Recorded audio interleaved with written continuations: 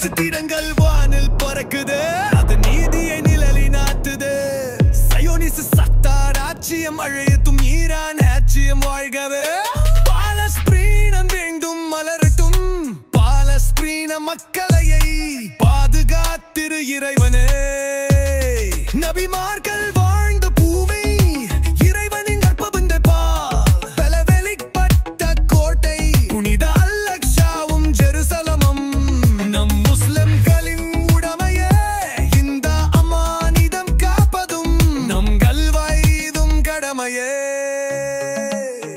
அதை காக்கும் பாலஸ்தீனத்தில் யாவரும் போராளிகளே, அவர்கள் வாழ்வாக்கியோடியவே.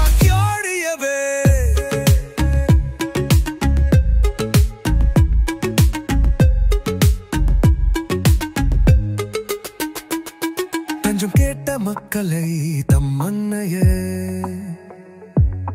தாரைவாத்து கொடுத்து இஸ்ரேல் இஞ்சரன்று நீர் அங்கீகரித்தீர்கள். இன்று சொந்த நாட்டில் அடிமைகளாய் சிறை வாழ்க்கை அனுபவிக்கிறீர்களே. 77 போராட்டம், அதில் தரைமட்டமானது காசா. குழந்தைய கண்கள் இன்று பாராமல் அங்கே கொத்து கொத்தாய் கொன்று மீன படுகொலை செய்தான். இது நியாயமா? பல்லாயிரம் உயிர்கள் பறி கொடுத்த பின்னும் நமக்கென குரல் கொடுக்க வரும் இல்லையா என்று ஏங்கிய வேளையில் உம்மை இறக்கும் சயோனிச இராட்சகர்களை எதிர்க்கும் நட்சத்திரங்களாய் இன்று வானில் பறக்குதே. இஸ்ரேலில் சரவெடி வெடிக்குதே. ஐயட்டும் சயோனிச சாத்தான் ராஜ்யமே. அந்த வெளிச்சத்தில் விடியல் கொல்லட்டும் பாலஸ்தீனம் மறுபதியுமே.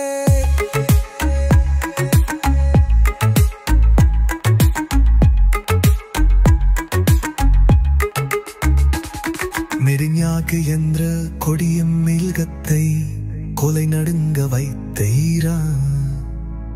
நீதான் நன் உதய சூரியனே. அநியாயத்தை தத்து கேட்ட உன்னை வீணாக அடித்து தகர்த்தான்.